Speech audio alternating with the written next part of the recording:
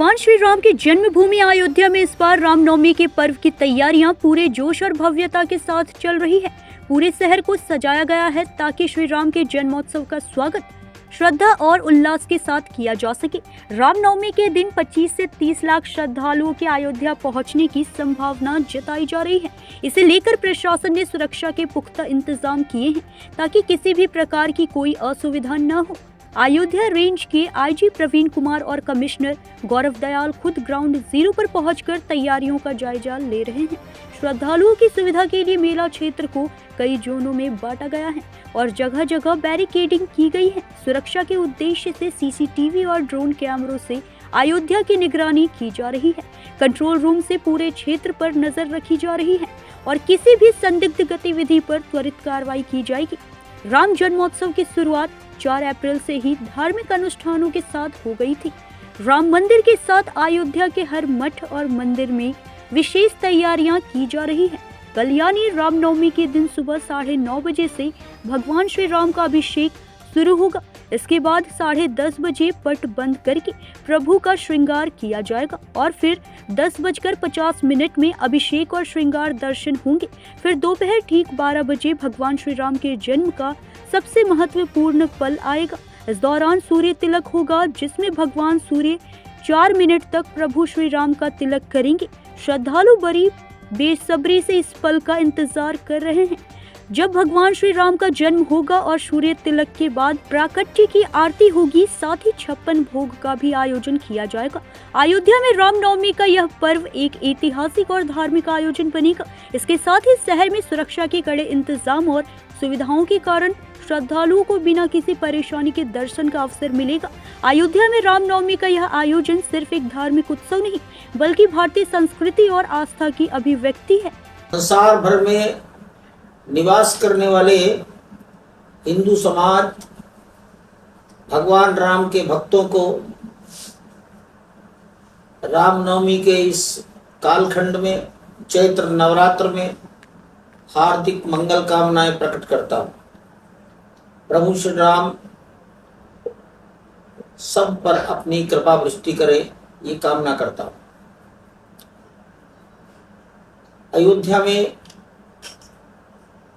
राम जन्मभूमि पर निर्मित हो रहे मंदिर के न्यास की ओर से, ट्रस्ट की ओर से रामनवमी पर्व पर चैत्र के नवरात्रों में कुछ कार्यक्रम निर्धारित किए गए। चैत्र का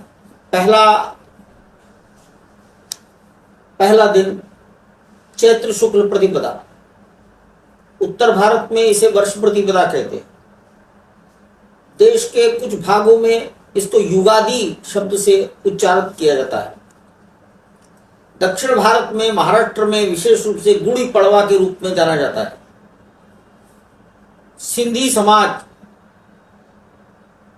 सिंध जो आज भारत की सीमाओं के बाहर पाकिस्तान में है, तो सिंध का रहने वाला हिंदू समाज चैती चंद के रूप में इस दिन आयोजन करता है।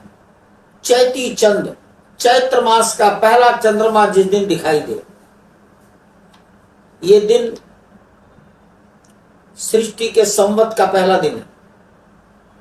प्रभु श्री राम के राज्याभिषेक का दिन है। सिंधी समाज वरुण देवता के अवतार झूलेलाल जी को अपना आराध्य मानता है, तो झूलेलाल जी का जन्मदिन है। महर्षि दयानंद ने आर्य समाज नाम की संस्था प्रारंभ की। आर्य समाज का भी प्रारंभ का दिन है। चैत्र शुक्ल प्रतिपदा हिंदू समाज में एक ऐसा दिन माना जाता है कि कोई भी शुभ कार्य, गुड़ी पड़वा, वर्ष प्रतिपदा, युगादि, चैती चंद के दिन हम प्रारंभ कर सकते हैं। कोई मुहूर्त देखने की जरूरत नहीं है। अबूझ मुहूर्त का दिन ये चैती चंद माना जाता है। इस वर्ष 30 मार्च 2025 को ये वर्ष प्रतिपदा का दिन था। संवत का परिवर्तन हो गया। युगाब्द का परिवर्तन हो गया, नए संवत का प्रारंभ हो गया। राम जन्मभूमि मंदिर पर कुछ आयोजन प्रारंभ किए गए हैं। पहली बात, भगवान राम की लीलाओं का, भगवान राम की गाथाओं का जनता को वर्णन, राम कथा। कथा व्यास हैं वृंदावन निवासी पूज्य अतुल कृष्ण भारद्वाज जी महाराज। 29 मार्च की सायंकाल जब चैत्र शुक्ल प्रतिपदा का प्रवेश हो गया, उस दिन से कथा प्रारंभ हुई है और 6 अप्रैल को दोपहर को राम का जन्म मनाने के पश्चात कथा पूर्ण हो जाएगी। ये कथा प्रतिदिन अंगद टीला के प्रांगण पर सायंकाल 4 बजे प्रारंभ होती। नंबर 2, गर्भगृह के बाहर प्रातःकाल 3 घंटे 8:30 बजे से 11:30 बजे तक रामचरितमानस का नवान्न पारायण होता है। वाल्मीकि रामायण का नवान्न पारायण 6 घंटे में प्रतिदिन करने पर पूरा होगा। इसलिए सवेरे 8:30 बजे से 3 घंटा, अपराह्न 3 बजे से फिर 3 घंटा, ये दोनों ग्रंथों के नवान्न पारायण वहां प्रारंभ किए गए। भगवान के सामने भगवान के बधाई गान प्रतिदिन सायंकाल भगवान को सुनाए जाएंगे। मंदिर के ईशान कोण में जिस स्थान पर प्राण प्रतिष्ठा के यज्ञ हुए थे, उसी स्थान पर प्रभु राम से जुड़े एक मंत्र की 1,00,000 आहुतियां दी जा रही हैं, दिया जाना प्रारंभ किया गया। 10 पंडित बैठते हैं, उस मंत्र का उच्चारण होता है। लगभग 3 घंटे रोज आहुति पड़ती हैं, तब 1,00,000 आहुतियां उस राम मंत्र की होंगी। मैं राम मंत्र नहीं बोल रहा हूं क्योंकि मंत्र हमेशा गुप्त रखा जाता है। गुप्त मंत्र ही प्रभावशाली होता है। समाज को बताने के लिए मैंने ये सब काम किया है। 6 अप्रैल को प्रातःकाल भगवान का अभिषेक होगा 9:30 बजे से 1 घंटा 10:30 बजे तक। अभिषेक के बाद भगवान का श्रृंगार होगा, भोग लगेगा, तब तक 12 बज जाए। तो चैत्र शुक्ल की नवमी को दोपहर 12 बजे भगवान का जन्मोत्सव है, जन्म है, जन्म का समय है। उस समय जन्म की आरती होगी। भगवान को 56 भोग लगेगा। इससे भी एक श्रेष्ठ काम होगा। राम सूर्यवंशी अर्थात सूर्यवंश में जन्म लिया है।